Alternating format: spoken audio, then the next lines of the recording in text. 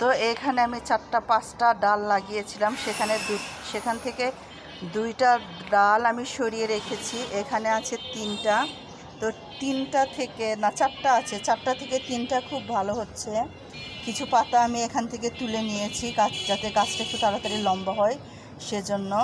আর সেই পাতাটা আমি রান্নায় ব্যবহার করেছিলাম, অনেক টেস্টি ছিল পাতাটা, এত টেস্টি বলার মতো না। আর এই যে মিষ্টি আলুর এই শাকটা, এটাও অনেক লম্বা হয়ে যাচ্ছে। এখান থেকেও কিছু পাতা তুলে নিয়েছি নিচে থেকে যাতে গাছটা তাড়াতাড়ি লম্বা হয় সেজন্য। তো আরেকটু লম্বা হলে এটা আমি কেটে দিব, তাহলে এখান থেকে অনেক ডাল বের হবে, তখন ভালো লাগবে। আর মানি প্লান্ট অনেক আছে আমার, মানে আমি কেটে কেটে বাসায় রাখছি, তারপর ওগুলো আবার বেশ কিছুদিন ভালো থাকার পরে একটু মরে মরে যায়, তখন আবার ফেলে দিই। তো এতগুলো মানি প্ল্যান্ট রাখার মতো জায়গা বাসায় নাই।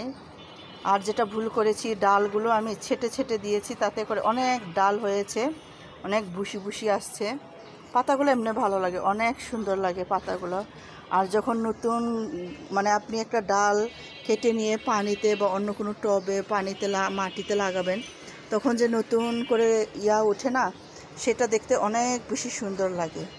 মানে এখান থেকে কাটার পর অন্য জায়গায় গিয়ে সে যখন নিজেকে মানিয়ে নেয়, সে মানিয়ে নেওয়ার ব্যাপারটা অনেক সুন্দর লাগে। তো মানিয়ে নেওয়ার ব্যাপারটা একটা দেখাই আপনাদেরকে। তো এই যে দেখতে পাচ্ছেন, এখান থেকে কিন্তু অনেকগুলো ডাল আমি কেটে নিয়েছিলাম। অনেকগুলো ডাল কেটে নেবার পরে এরা আবার নতুন করে কিছু ডাল বের করে নিয়েছে। এই যে আমি যেটা বলি মানিয়ে নেওয়া নতুন করে, এইগুলো দেখতে না এত সুন্দর লাগে, একদম বলার মতো না। এইটা একটা, এগুলো হলো কি জায়গা হয় না, তো সেজন্য আমি কেটে কেটে ওই যে বোতলে পানি দিয়ে বাসার ভিতরে বাথরুমগুলোতে আয়নার সামনে এগুলো রাখি বোতলে, অনেক ভালো লাগে দেখতে।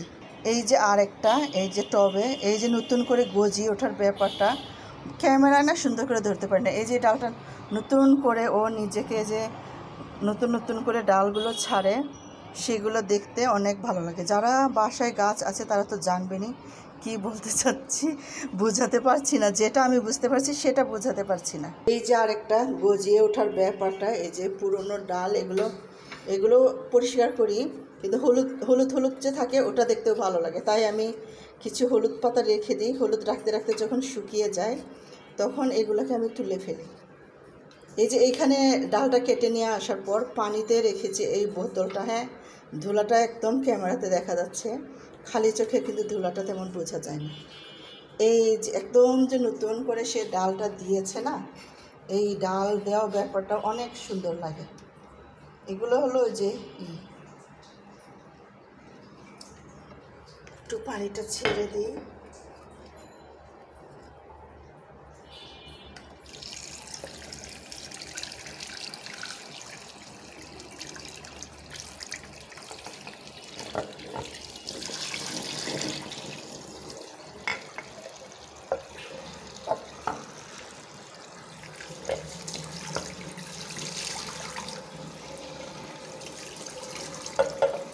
পরিষ্কার করতে হবে।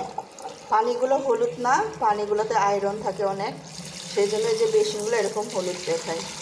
ঘন ঘন পরিষ্কার করতে হয়, 1 দিন বা 2 দিন আপনি ঘষা মাজা করবেন না, তাতেই এরকম হয়ে যায়। আর বেসিনের কাজটা আমি করি না, বেসিন ধোয়ার কাজ করে অন্য আরেকজন।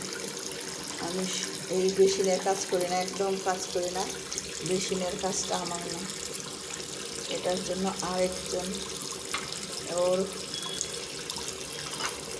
বেসিন থেকে প্রত্যেক শুক্রবার মানে প্রত্যেক বৃহস্পতিবার বেসিনের কাজটা করে। খালি চোখে কিন্তু এতটা লাগে না, খারাপ লাগে না, যেটা ভিডিওতে আপনাদের খারাপ লাগছে দেখতে। এই যে এইটাও দেখেন, এখানে একটু ডালগুলো কেটে কেটে রেখেছি, তারপর এখান থেকে যে সুন্দর একটা বের হয়েছে না, খুব ভালো লাগে। আর এই যে হলুদ পাতাটাও আমি বলি না, হলুদ পাতাটাও আমি কিছু দিনের জন্য রেখে দিই, এই পাতাটাও অন্যরকম একটা সুন্দর লাগে। আসলে ক্যামেরাতে কিছুই সুন্দর করে দেখাতে পারি না।